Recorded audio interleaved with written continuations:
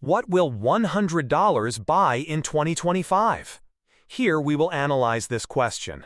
There are times when you stand in the middle of the supermarket, shopping cart in hand, and suddenly feel helpless.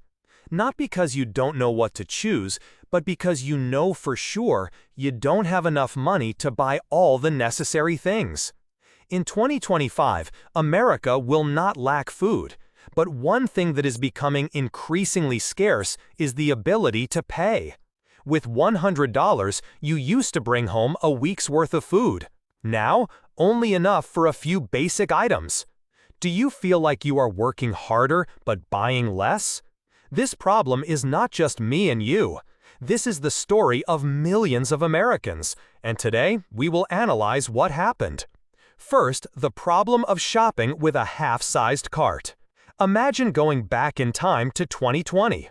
At the same supermarket, with the same cart, you walk in with $100, and you can buy a gallon of milk for $2.50, a dozen eggs for $1.30, 2 pounds of ground beef for $8.40, a bag of frozen mixed vegetables for $1.99, a sandwich for $2, a handful of bananas, apples, and oranges for $5.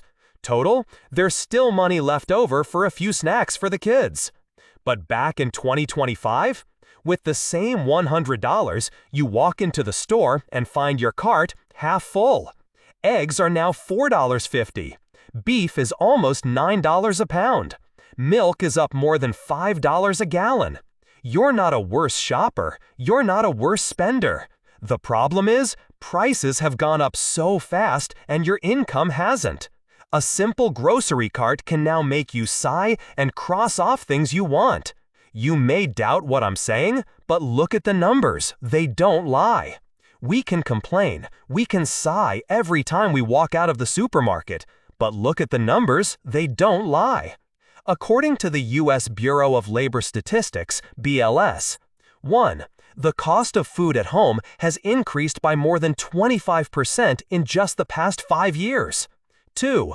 A gallon of milk from $2.50 in 2020 to more than $5 in 2025. 3.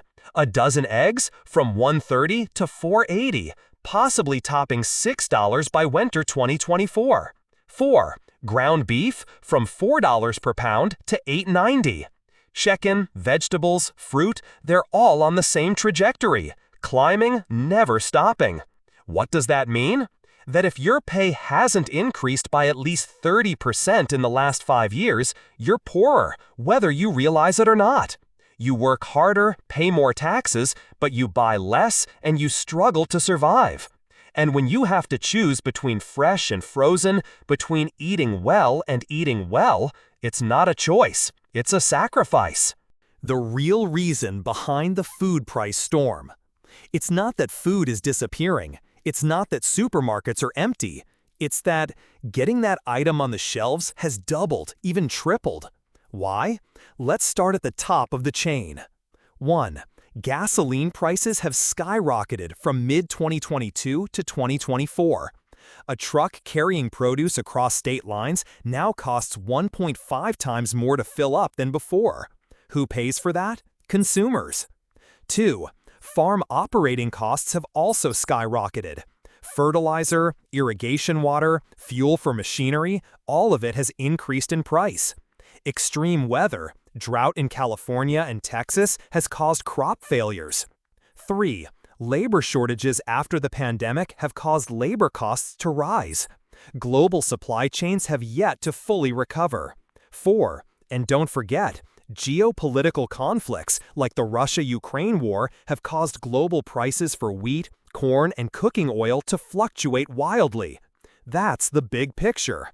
A domino, from war to climate to transportation to the price of a tomato you put on your dinner table. In other words, you're not just paying for food. You're carrying a world of uncertainty with every trip to the grocery store. When the poor eat less and the middle class start counting every penny? Maria, 63, who lives in a working-class Chicago neighborhood, told us, "I used to buy frozen salmon. Now I just buy instant noodles and eggs. I eat one main meal a day to save money for medicine. Maria is not unemployed. She still cleans the office at night, 6 days a week. But for $15 an hour, she has to choose: eat well or take medicine. And Maria is not alone. In Dallas, a middle-class family, a husband and wife working in an office, earning more than $100,000 a year, has started to shop for discounts, buy frozen vegetables, and, for the first time, cut beef from their weekly menu. The poor have been cutting back for a long time. The middle class are just now noticing. People who used to ignore grocery bills are now bowing their heads to the price tags. They're also pulling out their phones to compare every cent. They're also saying things they never thought they would say before. It's too expensive. I'll leave it. When rich and poor people are cutting back on food, we know this is no longer a personal crisis. It's a national crisis, right at the dinner table. We're having to swap fresh food for canned food. When our budgets can't keep up with prices, people start to bargain with their health. A bag of fresh vegetables, $4.50. A regular can of canned vegetables, $1.50. The difference is enough to make many mothers to say, "Let's just get a can of canned vegetables. They're still vegetables." But are they really the same? Canned, frozen, and processed foods are cheaper, last longer, but they're loaded with sodium, preservatives, and lack natural nutrients. What's lost is not just flavor. It's nutrients, health, and the development of children. A mother in Ohio shared, "I know fresh vegetables are better, but I need 3 full meals for 3 children. If I only have $20 in my wallet, I don't have many options." And so, meals are no longer about nourishing the body, but become a matter of weighing every penny, every cheapest calorie, every dish that fills the stomach, regardless of origin. Behind every box of canned food is a difficult choice. Behind every bag of instant noodles is a sigh that only those in the know can understand. Not just us, but student meals, when schools have to cut rationings. A child doesn't choose where he's born, and he can't choose how much food schools pay for. At a public elementary school in Pennsylvania, lunch in 2020 included grilled chicken, brown rice, steamed vegetables, and fresh fruit. In 2025, the same budget would mean a cheese sandwich and a small apple juice box. School budgets haven't increased, but food prices have continued to rise. One teacher said, "We have to choose cheaper, less fresh options. No one wants to do that, but the budget won't allow it." More than 29 million American students rely on school meal programs every day. For many, it is the only full meal of the day. When portions are cut, when green vegetables are replaced with chips, when fresh fruit is replaced with diluted juice, we are not just cutting food. We are cutting the health, the intellectual development, and the future of millions of children. School meals are supposed to be a safe haven. Now they are being gutted by inflation. The invisible cost of food inflation and mental health. It's not just the numbers on the bill. It's not just less food, less money. Behind every grocery trip is an unnamed worry.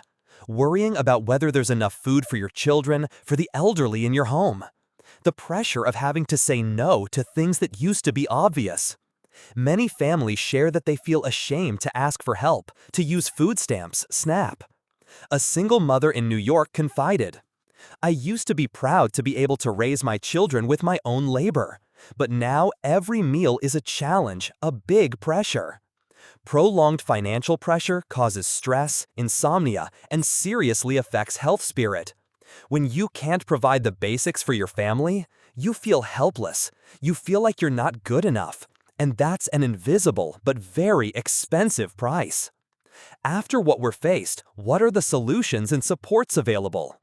Amidst the hardships, small lights are shining. The U.S. government has stepped up its food assistance programs. The Supplemental Nutrition Assistance Program, SNAP, has been expanded, giving millions of families more resources to buy essential foods. Nonprofits like Feeding America operate thousands of food banks across the country, providing free or low-cost food to those in need. But it's not just that. Local communities are stepping up to help each other too. Community garden programs, low-cost cooking classes, and food swaps are helping people cope with rising prices. You can also 1. Plan your shopping smarter. Use a list and avoid impulse buying. 2. Learn how to store food better. Reduce waste. 3. Take advantage of assistance programs if you qualify. Every little action can help reduce the financial burden, and protect your family's health. No matter how much food prices increase, no matter how big the difficulties are, we can still overcome them together, because we don't want anyone to be left behind. Thank you for listening and watching the video.